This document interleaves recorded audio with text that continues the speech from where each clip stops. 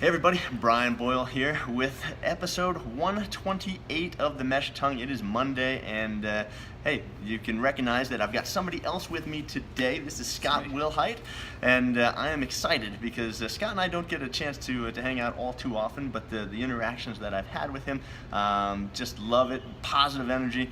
And today we're going to talk a little bit of different stuff about than just your typical training and running and all that other fun stuff that we typically talk about.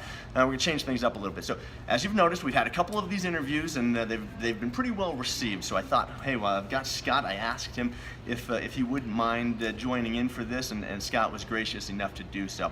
So if you've got questions, comments, send those to me at Brian, B-R-I-A-N, at company5k.com. That's the number 5k.com. Be happy to get back to you about that. But without further ado, here is Scott. So Scott is the author of the 7 Core Skills of Everyday Happiness.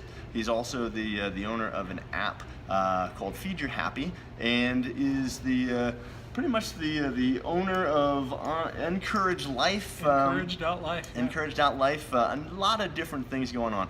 And today, you know, as we look at these things, Scott can tell you, and it's funny because I've got an award-winning producer sitting on this side of the camera. I'm a little self-conscious because he's going to look at this and he's going to say, well, we could have put the lighting a little bit better. Scott was a filmmaker and probably still is in his life, but has gone on to other things. And one of those things is finding happiness.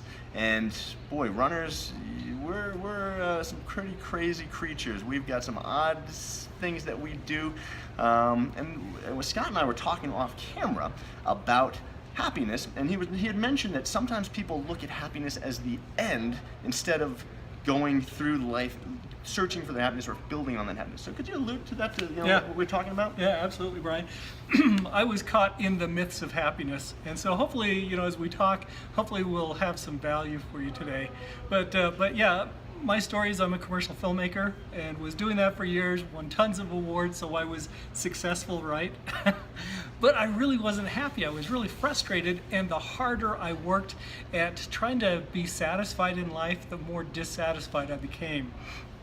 Anyway, and it really came down to being caught in the myth of happiness, that happiness is what comes at the end. It's what comes after.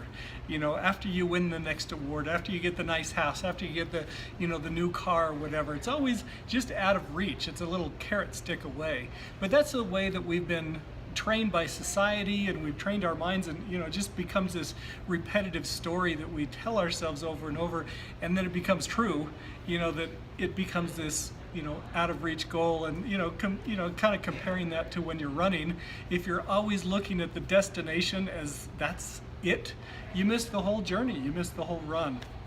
Well, anyway, when I learned about the science of happiness, that there are things that, Harvard and Stanford and UCal Berkeley, they are studying the happiest, most resilient people around, and they're finding that they have certain characteristics, certain traits. And they found also, which I thought, this was the breakthrough thing for me, was that they could actually make people happy. They could have them do these different exercises and things, and they could spark happiness with these people no matter where they were in life. If they were really depressed or really discouraged, or if they were already happy, they could boost and elevate those levels simply by having them do these different interventions. Well, as I learned about that, I'm like, oh my gosh, well, let's take the matters into our own hands and let's start doing it ourselves. And so if you take a skills-based approach to your happiness, you can totally be empowered to do the things that you want to do in life, and that will change you. So I don't know if that makes sense to you, but changing that changed the journey for me. Absolutely. Yeah. That's great. So as we're talking about, if I get my time, I'll be happy. If I do this, I'll be happy. I think Scott's approach is that sometimes it's just finding the happiness within the day-to-day stuff, within the training, within all of the injury. Finding what makes you happy, and you say, well, I'm happy. Being around family, I'm happy being around other people or interacting, and so sometimes it's not the destination that makes that. Yeah, absolutely. And the interesting thing is it's not fooling ourselves or tricking ourselves. I talk to a lot of people and they go, oh man, is it hard to be happy all the time? they're just thinking it's like, trying to suck in your gut or something like that. Is it work? No, if you make it a lifestyle, if you make it something that you're doing all the time, it becomes a natural skill and something that you can just, respond to. And really it's about becoming more awake and aware and realizing that there are positive and negative in all of your choices and everything presenting itself to you. And when you can see clearly, then you will choose the side that naturally benefits you. So it's really not about, kind of pretending or anything. It's about being really aware, and this side is going to serve me well, whereas this side, well, I'm going to go down a rabbit hole and I'm going to start complaining and I'm going to start getting discouraged and all these other things that could come from it. But if you're awake and aware, then you make those other choices where, oh, I could live a life of gratitude. I can look for, what's going right in my life. I can start focusing on these different things. And as you do that, you will actually start to rewire your mind, rewire your brain. And through that neuroplasticity in our brains, we can actually start looking for and anticipating good things to happen in our lives. So anyway, I hope that kind of makes sense to you, as we share a little bit about that. Yeah, no, that's perfect. So Scott, where can people find out more about you? Where can they go to the book, the website, the app? Probably the easiest place is if you go to my name, which is scottwilhite.com, spelled just kind of like it sounds, Wilhite, WILHITE.com. You can find out about the book. You can find out about the app. If you have an iPhone, you can download that. It's called Feed Your Happy. But what I really want you to know, if you get nothing else out of this, is that there's something you can do about it. And it's really easier than you think. And just by having a consistent, repetitive pattern, a skills-based approach, similar to what you do when you're running, just little by little, you can totally transform your life and just live the life that you want. Have that, start with the destination. We always think that we want to end up happy.